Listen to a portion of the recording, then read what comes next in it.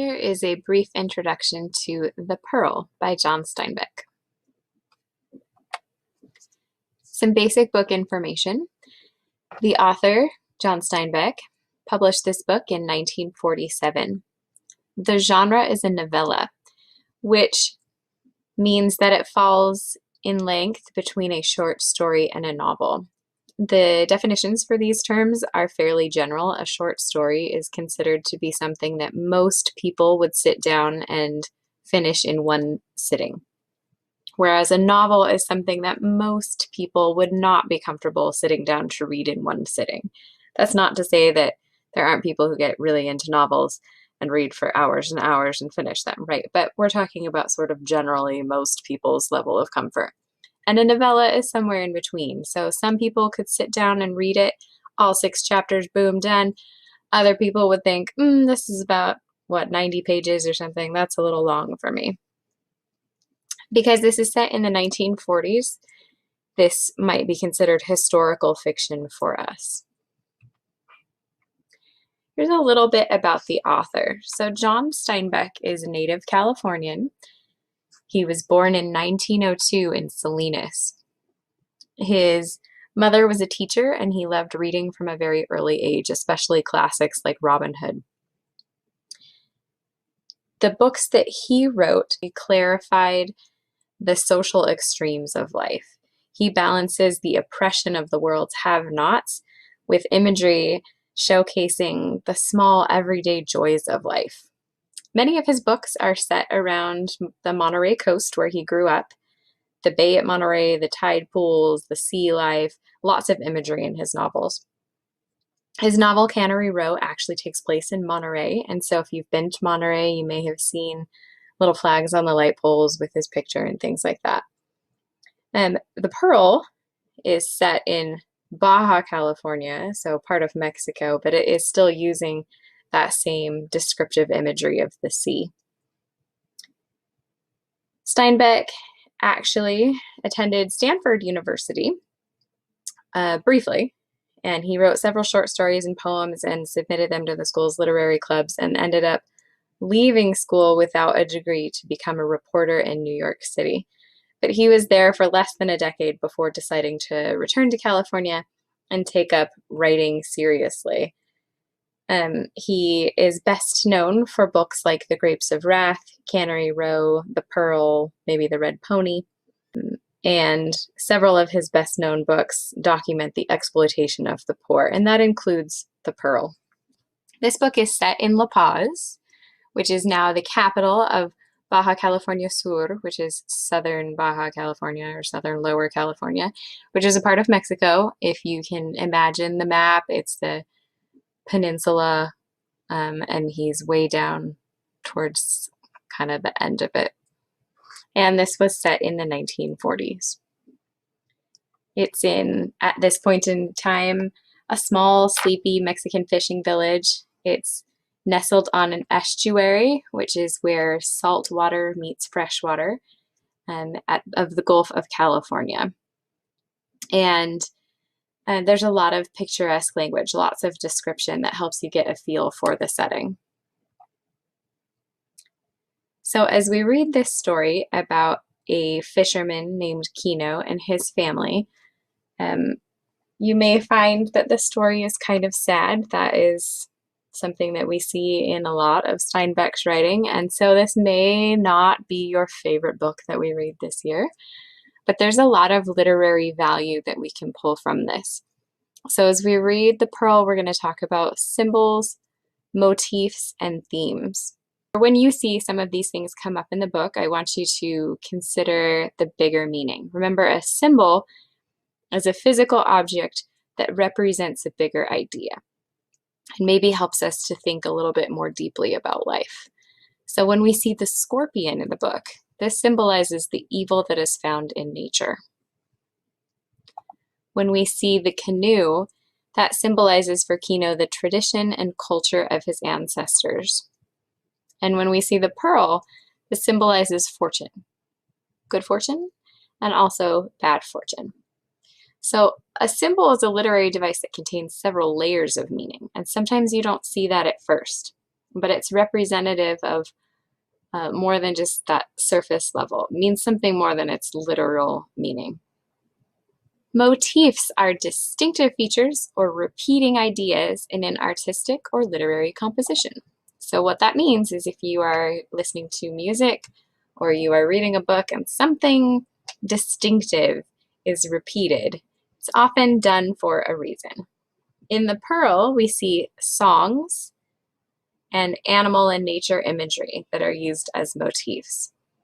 So, for example, Steinbeck uses the songs of Kino's people that have been traditionally passed down through the generations to give us as readers extra information about the characters and plot. So when we read song titles like the Song of the Family or the Song of Evil or the Song of the Pearl that might be, ask yourself, what might Kino be feeling? What does this indicate for us? Is he feeling calm, content? Is he feeling anxious or upset?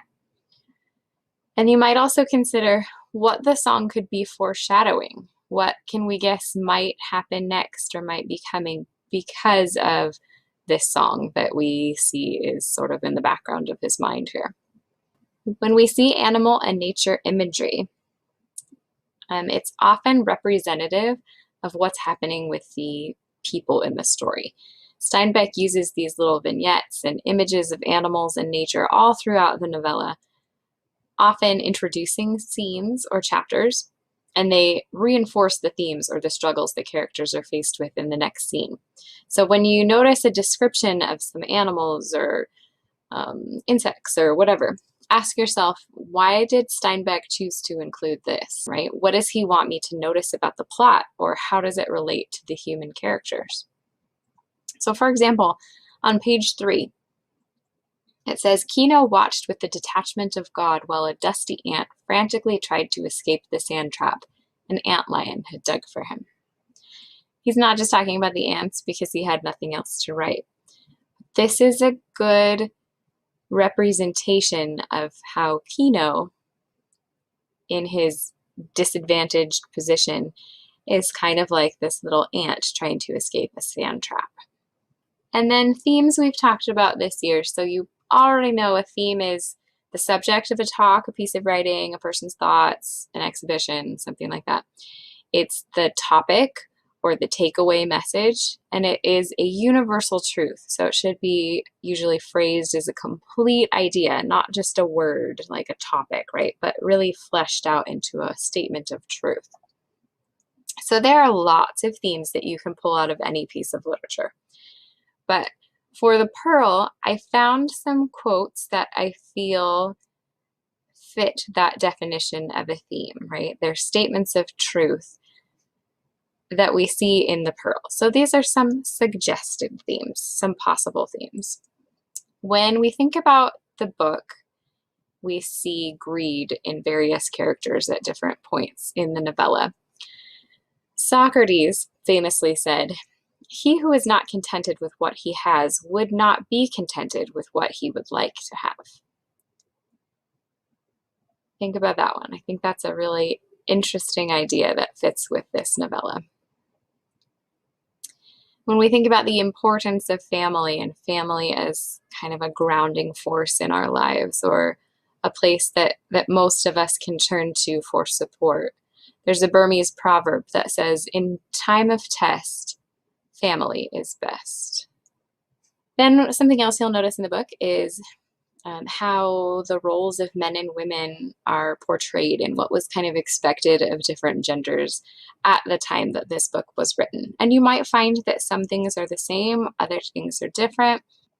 Some people read this as Kino's wife is kind of a weak character that's only there to support him. Some people feel that way at the beginning. And I want you to pay attention to, like, perhaps the expectations people have for her at the beginning is to take care of her home and family.